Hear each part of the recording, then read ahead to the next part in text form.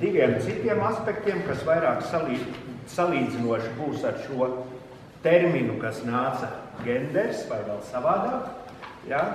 Un mūsu akadēmijas korespondētāja locekļa Ausma Cimdiņa profesori. Un bez zinātniskām publikācijām, kas ir veiktas, es domāju, sabiedrībā Cimdiņas kundze latviešu sabiedrība uzzināja, kad viņa 2000. Gadu sākumā uzrakstīja grāmatu pa Vaivīķu Freibergu un parādīja interesantā rakursā, kā parasti, teiksim, nerādīja ar tiešām viņas izcilējām spējām, kas ir saistītas ar to, ko mēs redzējām, kā viņa esot kā prezidente un līdz tam kā profesora valodniecībā. Un lūdzu, vārds jums par šo, ko ieskicēja Raikuļa kungs un šo dzimumu, dzimtes, gendera, visu to lietu, es domāju, vislabāk filologs mums var skaidrot.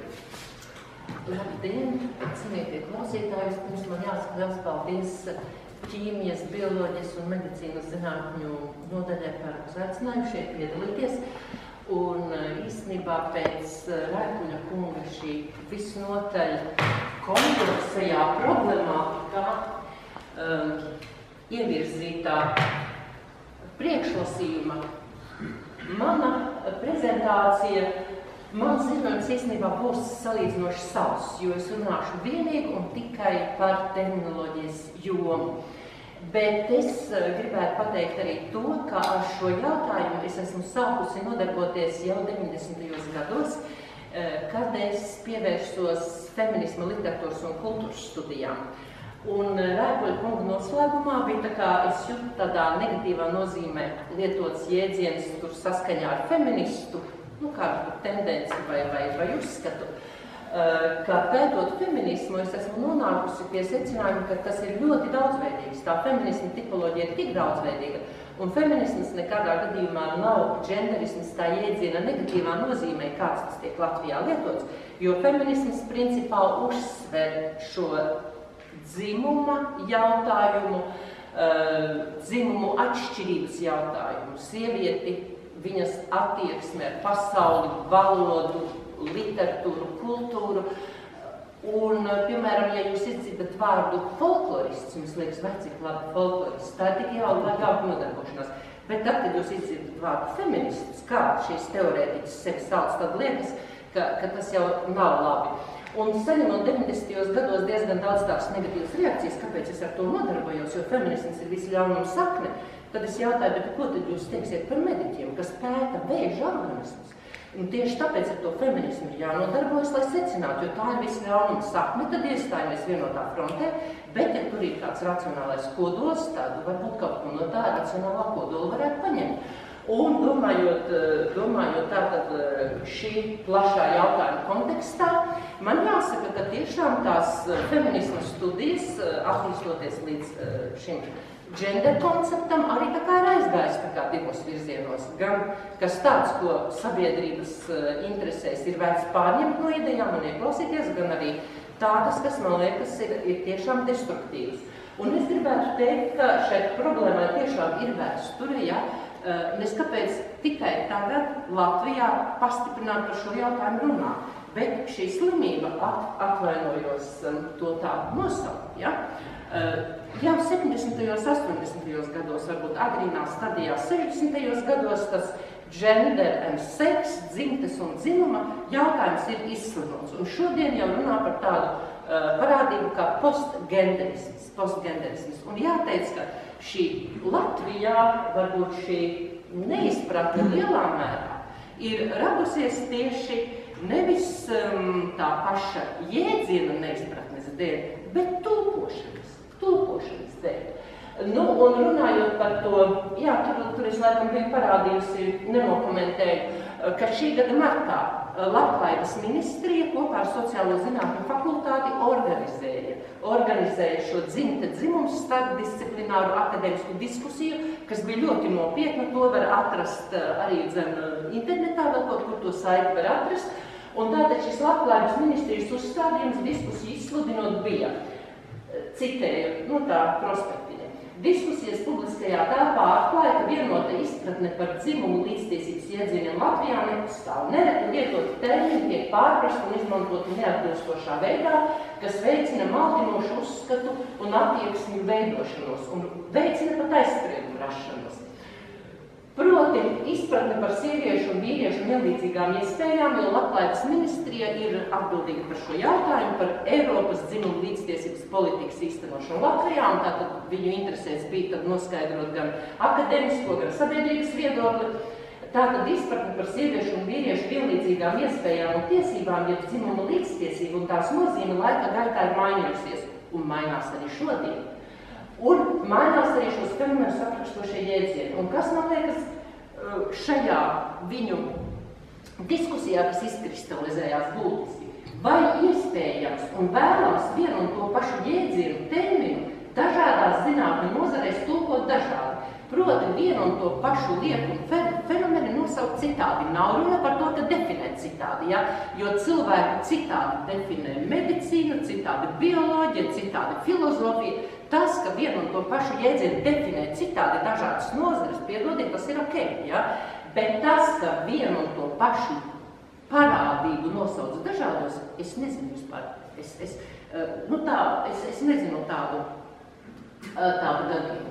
Jēdzienu interpretācija un skatījums filoloģijā, lingvistikā un tiesības zinātnēs. Man ar cienījumu Māri Baltiņu šajā sekcijā, pirmajā sekcijā, bija tas gods runāt.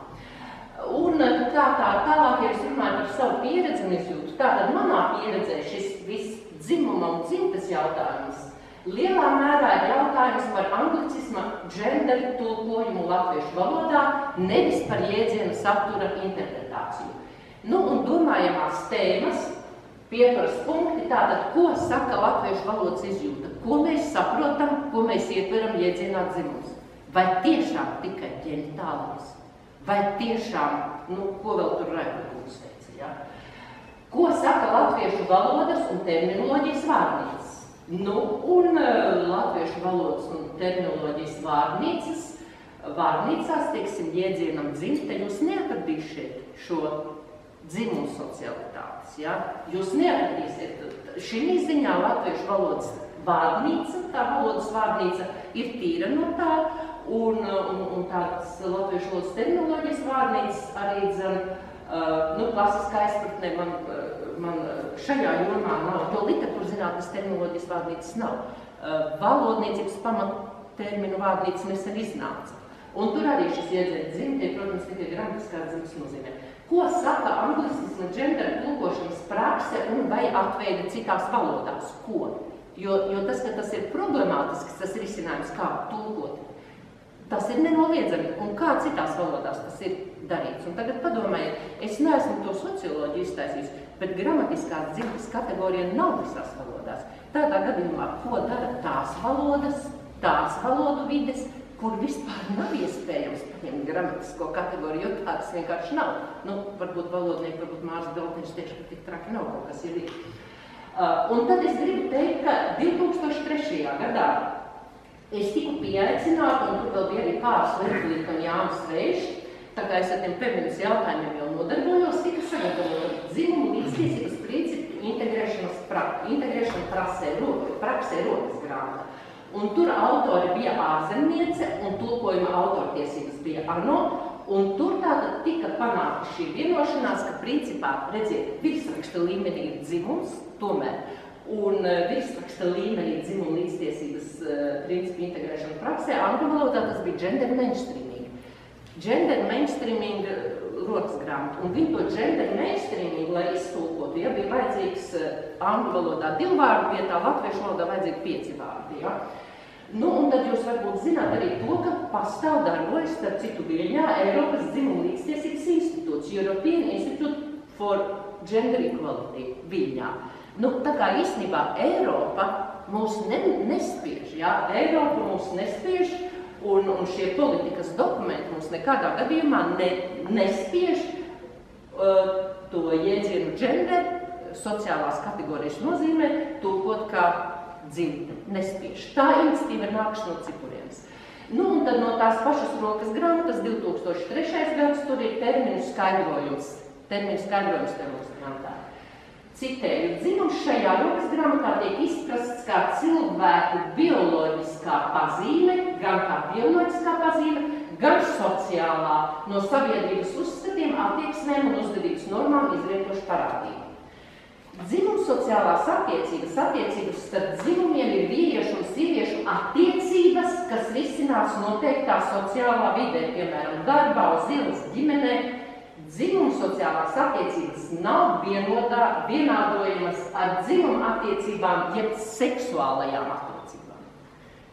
Tātad, tas jau ir mans komentārs, runāja par anglicismu, gender, feminismu otrādviene, jau minējuši, 20. gadsimta 70. gadi, teorētisko diskusiju ietvarā par gender kā dzimumu socioloģijas jēdzienu, kas savu nozīmi iegūst seks, gender opozīcijas ietvaros un ir domāta cilvēku bioloģiskā dzimumpiederības, jeb seks, un sociāli konstruētās dzimuma diferences, jeb gender, nošķīrumam angļu valodā.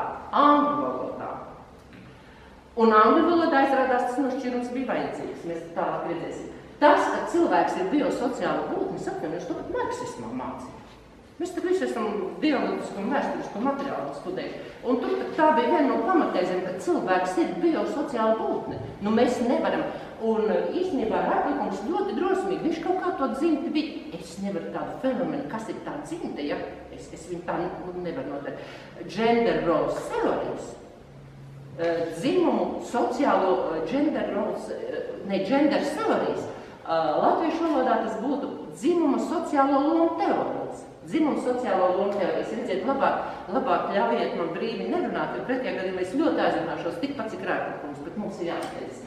Tas, ka cilvēks ir biosociāla būtne, intelektuāļiem nav bijis noslēpums arī agrāk, un anglicismu gender atveidas adaptācijas citu valodu vidē pieredzē drīz vien jau 20. gadsimta 90. gados atklājas, ka gender jaunievedums pats par sevi daudz ko neatrisina, izvirzīja jaunas teorētiski metodoloģiskas, kā arī tulkošanas un adaptācijas problēmas valodās, kur gramatiskās dzimtes gender kategorijai ir pēcīga leksiski gramatiska slodze un vajadzības veidot šādu sevišķu gender, dzimumu, dzimte opozīcija būtībā nav.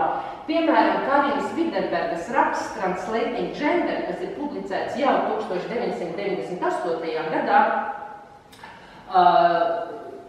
un veltīts pozicionēšanas un adaptācijas problemātikai skandināvu humanitāro zinātņu leksikā, uzsvērts, ka skandināvu valodās nav vārdu, kas spētu līdzvērtīgi funkcionēt seksu gender opozīcijas ietvaros, un ka šīs abas nozīmes ir integrētas vienā jēdzienā dāniski köm, zviedriski, nezinu, kā izrunā, laikam vienādi raksta dažādi. Gribu pievērst uzmanību, ka jau 2001. gadā šis Karinas Viderbergas raksts tika pārtulkots un publicēts Feministika Letika 2. Bet tā kā feminisms jau, ziniet, riebeklība, tad jau labāk nokot tur vispār tās grāmatas vaļā vērt un lasīt, ja? Un tātad, tulkojot šo Viderbergas rakstu latviski, Bēžs bija spiests. Viens no izcilākiem lingvistiskās filozofijas pārstāvjiem Latvijā, viņš bija spiests. Viņš mocījās, kā tulkot to genderu. Nu, un tad viņš meklē risinājumu. Un uzrakstīja arī komentāru. Proti, tulkojot šo rakstu pie tā paša secinājuma, ka arī latviešu valodā nav vārda, kas spētu funkcionēt līdzvērtīgi šajās seksu gender opozīcijas ietvaros, un abas šīs nozīmes ir integrētas vārdā dzimums, saka arī Bēžs, un tulkotāji piezīmē piebilst, ka praktizējot gender būtisko tulkojumu dzimte, tādējādi mēģinot piešķirt papildu nozīmi gramatiskās dzimtes kategorijai, tiktu panākts pretējais efekts. Dzimuma sociālitātes izpratnes nianses tiktu maskētas. Viņš jau tādā laikā to pietīja. Iespējami precīzākam gender tulkojumam, viņš jūt arī, ka kaut kas jau tur ir tajā angļu izvēlē, tomēr ievieš šo jēdzienu. Tātad, ka iespējami precīzākam gender latviskojumam Bēžs iesaka veidot salikteni dzimumu socialitāte. Dzimumu sociālās attiecības, kas uzskatāmāk ietvertu abu, gan bioloģiskā, gan sociāli konstruētā dzimuma, jēdzienu semantiku un norādītu arī uz šo anglicisma saistību, saikni ar šo anglicisma gender konceptu. Bet ir notikusi paradoksāla situācija. To jūs jau būsiet pamanījuši, ka arī terminiem ir vēsturiskās nozīmes un mūsdienu zinātnes kontekstā lietotas nozīmes. Ja? Un mūsdienu angļu valodā gender, šis jēdziens ir apaudzis ar papildu nozīmi un tiek lietots ne tikai sociālu konstrukciju, bet arī fiziskā, bioloģiskā dzimuma apzīmēšanai. Un uzskatāmi tas redzams Eurostat dokumentos, kur male un female indikāciju ailē tiek prasīts norādīt gender, nevis seks. Taču uzskaitītas kā zināmas tiekas ķermeniski iemiesotas dzīves būtnes, nevis teorētiskās konstrukcijas. Ja ir Eiropas spiediens, par kā jūs teicāt interseks, ne, kā jūs saucāt to interseks, ja? Kāpēc tad nav tur tās interseks ailes? Ja ir šāda bez ironijas, ja? Bez ironijas, kāpēc tad nav? Ja mēs uzskatām, ka tas ir Eiropas politikas spiediens, kāpēc tur nav interseks ailes? Tad tur būtu jābūt interseks ailei. Ja tāda politika, varbūt, ka nē, bet es iedomājos, kāpēc tur nav, ja tas interseks ir realitāte, un cilvēki to atzīst, ka tāds ir. Un, piemēram, kā tulkot angļu šīs terminoloģiskās vārdkopas, gender kvotas, nu kas tad, dzimtes kvotas, kas tās pa kvotām būtu, kādas dzimtes, kā mēs varam noteikt, ka dzimtes kvotas, opposite gender, pretējā dzimte, same gender, tā pati dzimte, female gender, male gender, tas ir skaidri un gaiši sieviešu dzimums un vīriešu dzimums. Un ja jūs paskatīsieties Cambridges vārdnīcu Advanced Learner Dictionary 2008. Gadā, tad jūs ieraudzīsiet, aiziet paskatieties, ieiet tūdaļ internetā, ka gender tiek parādīts kā seks sinonīms. Un divas pirmās gender nozīmes tiek skaidrotas kā fiziskā vai sociālā dzimumā. Un arī otrā, tātad individu līmenī, un otrā ir kā males un female, respektīvi kā grupu līmenī, kā sievietes un vīriešu grupu līmenī. Un tur arī nepārprotami tie piemēri angļu valodā, kas ir doti, norāda, ka seks tātad pirmā, ka tās nozīmes gender of the baby, ja? Gender of the baby un gender of the baby, proti bērna dzimums, jo bērns vēl nav socializēts, ja? Nākot pasaulē, tad viņš tak nav vēl socializēts. Un tad viņi ļoti redzēja, cik viņi mērķtiecīgi arī norāda to, lai saprastu, par ko ir būtība. Gender of the baby, vai arī nākošais abi both genders are capable of looking for after children. Ja? Ka tātad abi dzimumi, ja? Sievietes un vīrieši ir spējīgi pieskatīt bērnus. Nu, un tikai trešā kategorija, grammar, the grammatical arrangements of nouns, pronouns and adjectives in masculine, feminine and neuter types in some languages, ja? Ka pat visās valodās nemaz tā gramatiskā dzimtes kategorija nedarbojas.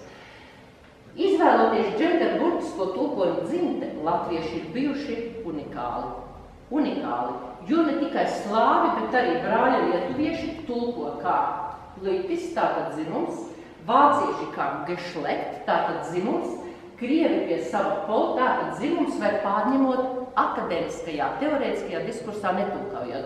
Bet tas nenozīmē, ka viņi sadzīvē ir attiekšies no iedziena polu, bet tiklīdz ir akadēmiskais, zinātniskais diskurss, viņi lieto gender, ja? Un tāda pati ir bijusi arī poļu, čehu, slovāku un citu slāvu valodu izvēle. Izvēles loģika. Arī šajās valodās abas nozīmes sex gender ir integrēts vārdā dzimums. Un par ko ir runa, par cilvēku bioloģisku esamību vai sociāli konstruētiem priekšstatiem, norāda konteksts, vai pirmais vai pēdējais vārds, kura nozīme konkretizējas kontekstā, vai īstenībā ļoti daudz tādu vārdu, kur nozīme. Rodas jautājums, kā latviešu valodā tulkojot gender, jēdziena dzimums semantika būtu sašaurinājuma, bet gramatiskā dzimtas kategorija jau šķiet papildus nozīme. Proti, kāpēc jēdziens dzimums būtu būtībā aizstājams? Nu, kāpēc būtu aizstājams jēdziens dzimums ar vārdu dzimums? Valodas lietotāja pretestība. Nezinu, vai jūs to esat pamanījuši, ja, bet, piemēram, Neatkarīgā, arī Latvijas avīze, ir daļa žurnālistu, kas konsekventi lieto, ja. Viktors Savotīčs, es te citēju dažus, kādā veidā tas izskan. Tas var nozīmēt attiecīgi jūsu iespējas politiku, piemēram, ģimenes politikas nosvērstīšanos gender politikas virzienā. Elita Elita Veidemane.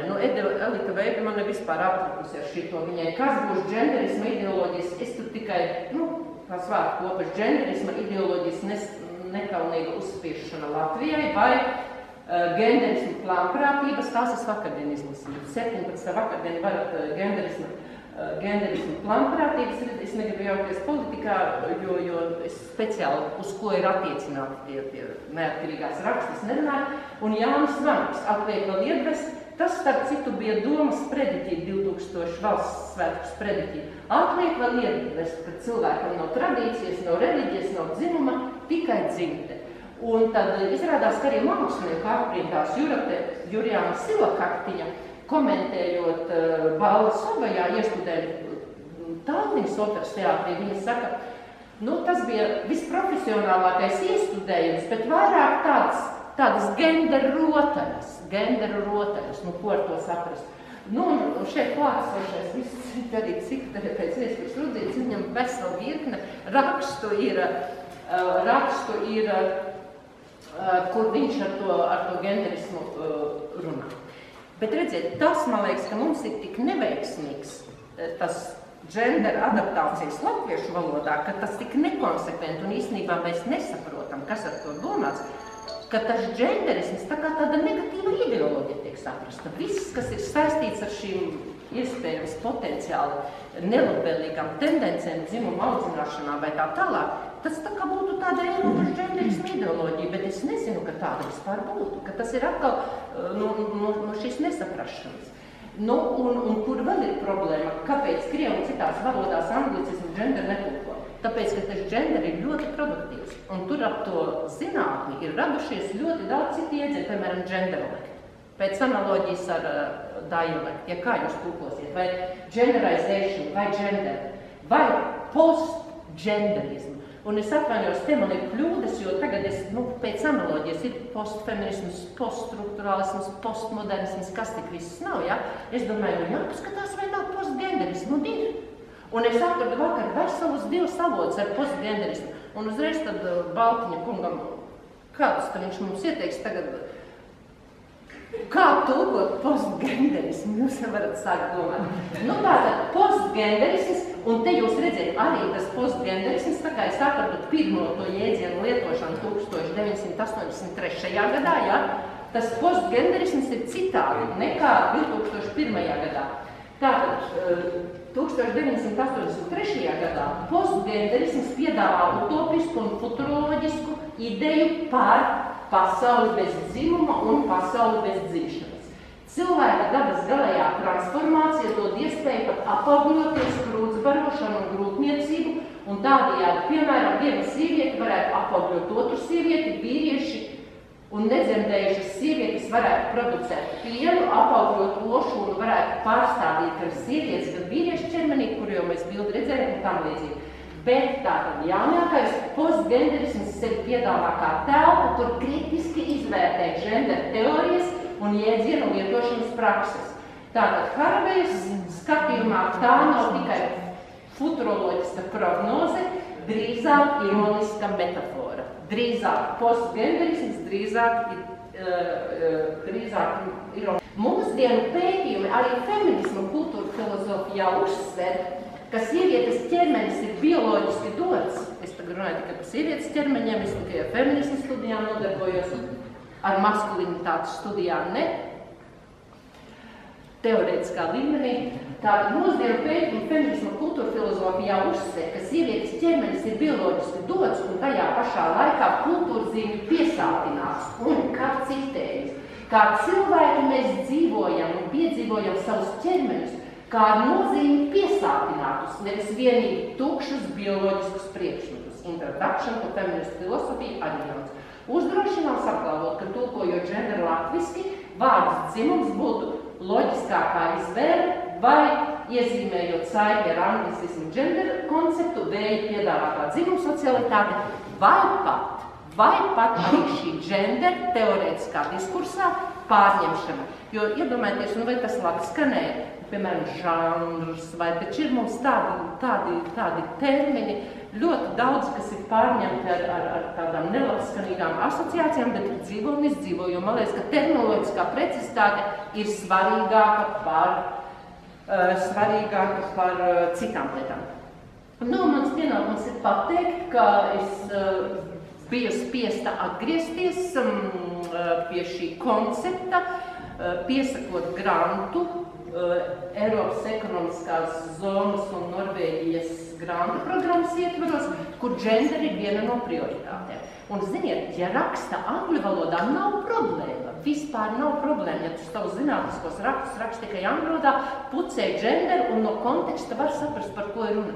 Problēma rodas tad, ja teksti ir jātulko angliski. Un man liekas, ka šis ir arī ļoti spilgts piemērs, kāpēc ir ļoti svarīgi tomēr tā terminoloģijas attīstība, lai tā nebūtu tā latviešu valoda tikai ķēķa valoda. Un neatteikties. Un redziet, un tur tad es izdomāju, ja tagad iedomājat, ja es būtu uzlikts dzimte, pārtulkoju gender, culture and power, un tur tad es ieliku to dzimumu socialitāti. Jo man likās, ka dzimums varbūt, ka tad liksies, ka ļoti šauri, ka tas ir bioloģisks kaut kas, un tad es izdarīju tā. Paldies par uzmanību. Paldies, cienījamai profesorai. Man iespējas uzdot pirmam jautājumu, tā kā kolēģi pagaidies. Man ir viens jautājums. Kāpēc latviešu valodā tas ir pilnīgi pietiekami ar vārdu dzimums un angļu valoda un citas valodas, krievu valoda, kam šis nav bijis pietiekams? Kāpēc latviešu valodā filologi neuzstāja un teica, mums nevajag neko citu? Mums jau šis ir pietiekams, un jebkurš jauns vārds vai jauns veidojums varēs radīt tikai problēmas, kas arī radušās. Zināt, tā ir ļoti kompleksa problēma. Interesanti bija šīs pašas Norvēģu finansējuma vienā pasākuma ietvaros, bija izvēle runāt latviski vai angliski. Ja? Viena dāma pateica skaidri un gaiši, es runāšu angliski, tas ir gudrāk. Tas izklausās gudrāk, jo latviski es runāšu angliski, respektīvi viņai nebija tā gender problēma. Un redziet, ir tāda lieta kā akadēmiskā brīvība. Un ir arī tā, ka tie jaunumi, ja kaut kas jauns, un te es gribu drusciņu par to citējumības indeksu, ja, ak, Dievs, ar to citējumības indeksu, tu tādas lietas raksta, tādas sensacionāls, tikai lai būtu citēts, ja, un tas, ja tu esi nocitēts, tas jau nenozīmē, ka tev mācība tiek pieņemta, varbūt tieši otrādi, ja tu tur ieraksti kaut kādu absurdu, sensacionālu, tad visi klik, un kaut vai tādas kritiskas pieejas aspektā. Un kāpēc tas tā ir? Es pieļauju, ka te bija problēmas ar dzimtās valodas izjūtu. Kad te bija problēmas ar dzimtās valodas izjūtu un likās, ziniet, dzimums, kas tu nezinu, kas ir dzimums, bet dzimte skan citādi. Ir kaut kas aiz tāds slēpjas, ja? Ka te varētu būt gan psiholoģiski, vai es arī pieņemu, ka, teiksim, es pieņemu, ja, ka tas varētu būt ieviesies šis jēdziens, tas varētu nebūt dzimtās valodas lietotājs, jo es nevaru to jēdzienu dzimt, es viņu nevaru palietot, tikai diskutējot. Un tad vēl redziet, ko nozīmē zinātnieka autoritāte. Un tad es jums nodemonstrēšu to, ka es esmu vairāk literatūras zinātniece nekā valodniece, terminoloģijas speciālists. Neesmu par to, kāpēc, kas ieviešas vai neieviešas, viens no izcilākajiem nepopulāriem dzejniekiem, nevis Kārs, bet Arvīds Skalbe citēja. No manis sacītā pēc mirkļa nekas vairs tā nepaliek. Bet, ja to pašu pāvests saka, tas tūdaļ zeltā iekalts tiek. Pāvesti, esiet uzmanīgi, izsakoties. Paldies. Vētras kungs. Jā, man bija tāds jautājums. Faktiski apgrieztā veidā jautāt, kad pēc jūsu pieredzes vai izjūtas, kad varētu angļu valodā nonākt pie kaut kādas skaidrības, jo, piemēram, kura tad lietot, piemēram, biomedicīniskos pētījumos. Mums tikko bija Rīgas Universitātes zinātniskā konference un vienkārši, piemēram, dzimumu faktoru ietekmi uz kaut ko. Vienā referātā ir seks, otrā ir gender.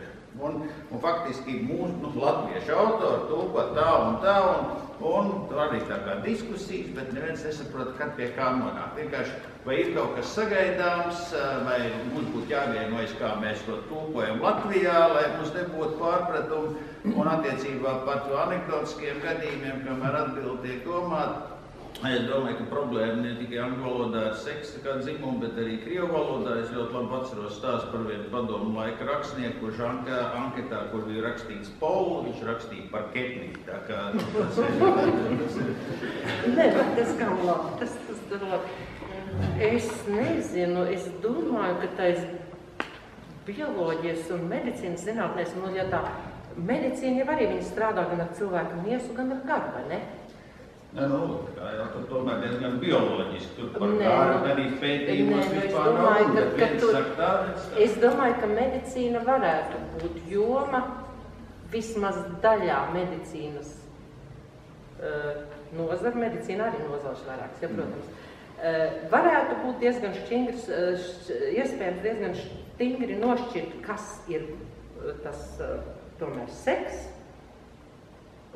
Kas ir dzimums? Un kas ir bioloģiskais un kas ir sociālais dzimums. Nē, protams, būtu dzīves kvalitātes pētījumi, tur būtu genderi, bet vai ieteikumus kādu zāļu līdzekļu iedarbību vai atmet tikai to dzimumu, kā saka, to ideoloģiju, to domu un atstāja tikai vīrietis, sievietes un dzimumu sociālās, teiksim. Līdz ar to mēs daudz ieliekam tajā vārdā seks to savu tos izpratni, bet būtībā mēs to trešo vajag nolikt malā pagaidām, ja runājam par to, ko tu prasi. Tur ir tikai vīrietis, sievietes vai, kā saka, tā socializācija. Kontekstā jau nesajauks. Tikai vienā vārdā. Ja ir viens vārds, tad nevar zināt, kas ir domāts, bet līdz ko nāk teikums vai doma, ja, tad jau to nevar sajaukt. Man ir jautājums, kā atklājumā pārstāvim. Jautājums ir tāds, vai jums nešķiet, ka jēdziens vai vārdkopa sociālais dzimums ir absurda pati par sevi, jo, manuprāt, ir tikai dzimumu lomas, pat cik mēs zinām, ka ir divi dzimumi un ir vesela rinda reproduktīvās psihopatoloģijas, kuras par dzimumiem uzskatīt, kā mēs sapratām, nevar, tad vai tomēr nebūtu jārunā par dzimumu lomām? Jo sociālais dzimums ir absurds, manuprāt. Ne, protams, gender roles, tātad tās ir dzimumu sociālo lomu teorijas, ja? Tad tās ir dzimumu sociālo lomu teorijas. Tas, ka sociālais dzimums jēdziena gender vietā nav gluži perfekts, ir skaidrs. Ja viņi pēc būtības aplūkojam, tad saprotam, ka ja tas ir dzimums, tad tur ir kaut kādas dzimuma attiecības. Un ja dzimuma attiecības ir kaut kāds rezultāts, un viņi tur nav, vai ne?